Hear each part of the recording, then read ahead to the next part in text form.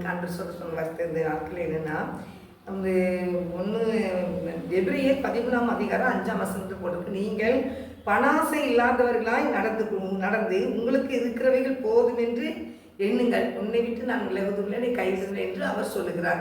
அப்படின்னு பண ஆசை இல்லாதவர்கள் நம்ம என்ன செய்யணும்னா இருக்கணும்.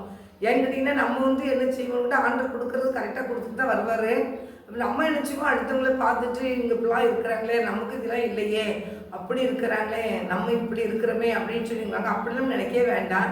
ஏன்னா அது ஏசப்படைய பிள்ளைகளுக்கு வந்து ஆண்டவர் எப்பப்போ என்ன வேணுமோ அது கண்டிப்பாக தருவார். உங்களுக்கு என்ன வேணுனாலும் அவர்கிட்ட கேளுங்க.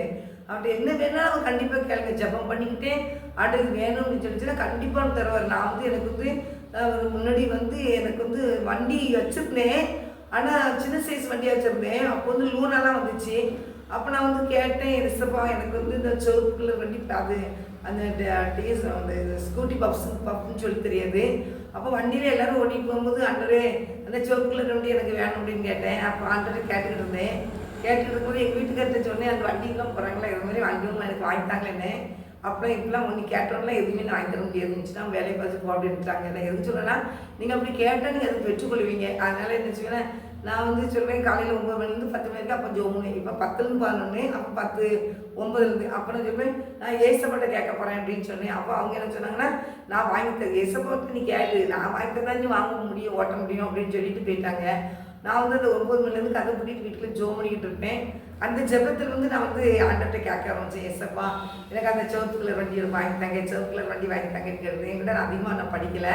சிவப்பு கலர் வண்டி வாங்கிட்டாங்க ஏசப்பான்னு சொல்லி கேட்டிருந்தேன். 15 நாள் தான் ஆயிடுச்சு. என் மகன் வந்து அப்பா சொன்னாங்க, நீங்கள் ஏதோ வண்டி அப்பாட்ட கேட்டிங்களா, அப்படின்னா அந்த வண்டி வாங்குறதுக்கு வாங்க, என்ன வண்டி வேணும்னு சொல்லி சர்வீஸ் பண்ணுறதுக்கு எனக்கு வாங்கினேன். இதுக்குலேட்டேன் அப்பா அம்மா ஒரு வண்டி கேட்டால் அது மாதிரி வாங்கி கொடுக்கணும், கடையில் கூட்டிகிட்டு போய் அவளுக்கு வாங்கி கொடுக்கணும் போய் ஆர்டர் பண்ணி புக் பண்ணிட்டாங்க, அவளுக்கு எந்த வண்டி பிடிச்சிருக்குன்னு சொல்லி கூப்பிட்டு போனேன். அப்போ நான் 15 நாள் தான் ஜெபம் பண்ணியிருந்தேன். அதனால எனக்கு வந்து என்ன செஞ்சாங்கன்னா, ஏசப்பா அந்த வண்டியை வாங்க கத்த உதவி செஞ்சாங்க, ஸ்கூட்டி பப்பு. அப்போ எனக்கு அது வாங்கி தந்தாங்க ஏசப்பா. அதனால நீங்கள் நினைச்சிங்க நம்ம வந்து என்ன வேணாலும் ஆண்டவர் தருவார். நம்ம அடுத்தவங்களை பார்த்து அவங்க வச்சுக்க கேட்க வேண்டிய அவசியமே கிடையாது. நமக்கு என்ன வாங்கி தரணும்னு அவங்க வச்சுருக்கிறோம், கண்டிப்பாக தருவார். அதனால் ஆண்டவர் நம்மளை வந்து நம்ம விட்டு விலகவே மாட்டார், கைவிட மாட்டார். நம்ம ஏசப்பா என்னை விட்டு விலகிட்டவங்களோ, என்னை விட்டு கைவிட்டவங்களோ அப்படின்னு நினைக்காதீங்க, அவர் கைவிட மாட்டார். நம்மளை வந்து அவர் வந்து அப்பா, நம்ம பிள்ளை, நம்ம வந்து கொஞ்சம் கீழ்ப்படியிலன்னா 2 அடி அடித்து தான் சரி பண்ணுவாங்க அப்பா இருந்தப்பவும். அதனால் ஆண்டவர் அப்படி நம்ம அப்பா அப்படி கிருபை செய்வார். 1 தீமோத்தேயுல கூட போட்டிருக்குது, 6ஆம் அதிகாரம் 6ஆம் வசனம் போட்டிருக்கு, போதும் என்கிற மனதுடன் கூடிய தேவபக்தியை மிகுந்த ஆதாயம்னு ஒன்று போட்டிருக்குது. அப்புறம் 12ல் போட்டிருக்கு, விசுவாசத்தின் நல்ல போராட்டத்தை போராடி நித்திய ஜீவனை பற்றிக்கொள், நீ அதற்காக தான் நீ அழைக்கப்பட்ட. ஆனால் விசுவாசம் நல்ல போராட்டத்தை நம்ம போராடணும், போராடி நித்திய ஜீவனை பெற்றுக்கொள்ளணும். நமக்கு வந்து நித்திய ஜீவன் கண்டிப்பாக கட்டளை பிள்ளை வச்சுருக்கேன். நம்ம வந்து அதை நம்ம அசட்டை பண்ணிடவே கூடாது. நித்திய ஜீவனை பெற்றுக்கொண்டு நம்ம என்ன செய்யணும், நம்ம வந்து சொல்கிற நித்திய ஜீவனை பற்றிக்கொள், அதற்காக தான் நீ அழைக்கப்பட்டிருக்கிறாங்க. அப்போ நித்திய ஜீவனுக்காக தான் அழைச்சிருக்கிறார் ஆண்டவரே. அதனால் என்னைக்கு நம்மளுக்கு வந்து எண்ணங்கள், நினைவு, சிந்தனை எல்லாமே நித்திய ஜீவனை குறித்து ஒரு தரிசனம் நம்மளுக்கு இருக்கணும். நம்ம அதுக்கு தான் அழைக்கப்பட்டிருக்கோன்னு சொல்லி நம்ம அந்த அழைப்புக்கு நேராக நம்ம போய்கிட்டே இருக்க வேண்டியதான். அப்படி அழைப்புக்கு நேரம் நமக்கு போக முடியலன்னா, ஆண்டவரே எனக்கு உதவி செய்யுங்க, ஆண்டவரே என் கையை நீர் சிக்கணும் பிடிச்சிக்கோங்க, என்னை நீர் நடத்தும், நீங்கள் நடத்துங்க அப்படிங்கிற வசனம் சொல்லியிருக்குது. சங்கீதம் 32 சொல்லியிருக்குது, 32:8 சொல்லியிருக்குது. வசனம் என்னன்னா, நான் உனக்கு போதித்து நடப்படியிலே காட்டுவேன், உண்மையிலே என் கண்ணை வச்சு உனக்கு ஆலோசனை சொல்லுவேன்னு சொல்லியிருக்காங்க. நம்ம மேலே கண்ணை வச்சு அவங்க ஆலோசனை சொல்லுவாங்க, அதை அவங்க நடக்க முடியலையே காட்டுவாங்க, நமக்கு போதிப்பாங்க.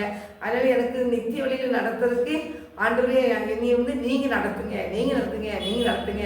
அப்படின்னு சொல்லி கேளுங்க. அவர் நம்மளை அவர் இதுக்கு தான் நம்ம நித்திய ஜீவனுக்கு தான் நம்மளை அழைச்சிருக்கிறாரு. இந்த அழைப்புக்கு பாத்திரவன்களாக இருந்து நம்ம இசபையை நீங்கள் நடத்துங்கன்னு சொல்லி ஆண்டவர்கிட்ட சொல்லுங்கள். அவர் அழகாக நடத்துவார். கர்த்தர் நம்மளை மேன்மைப்படுத்தி நித்திய ஜீவனுக்கு கூட்டிகிட்டு போயிடுவார். அதில் அப்படிப்பட்ட கிருபையும் பாக்கியத்தை நமக்கு தந்திருக்கிறார் ஏசப்பா பிள்ளைகளுக்கு. ஆண்டவர் அறியாத பிள்ளைகளும் ஏசப்பா நோக்கி பார்க்கும்போது அந்த பிள்ளைகளுக்கு அந்த நித்திய ஜீவனை கர்த்தர் கொடுப்பார். ஏசப்பா என்னையும் நீ நடத்தும் அப்படின்னு அவங்க ஆண்டவர் புரஜாதி மக்கள் கேட்டாங்கன்னா அவங்களையும் கர்த்தர் நடத்த வல்லமையில் இருக்கிறார். நீங்கள் கேட்குற ஒவ்வொரு பிள்ளைகளுக்கும் கர்த்தர் நித்திய ஜீவன் வச்சிருக்கிறாரு. அவருக்கு அடுத்து போங்க சொல்லுங்கள், நீங்கள் நடத்துங்கப்பான்னு சொல்லுங்கள், அவர் அழகாக நடத்துவார். அப்படிப்பட்ட பாக்கியத்தை கிருபையை நமக்கு தந்து நம்மளை மேம்படுத்தி ஆசீர்வதிப்பார்.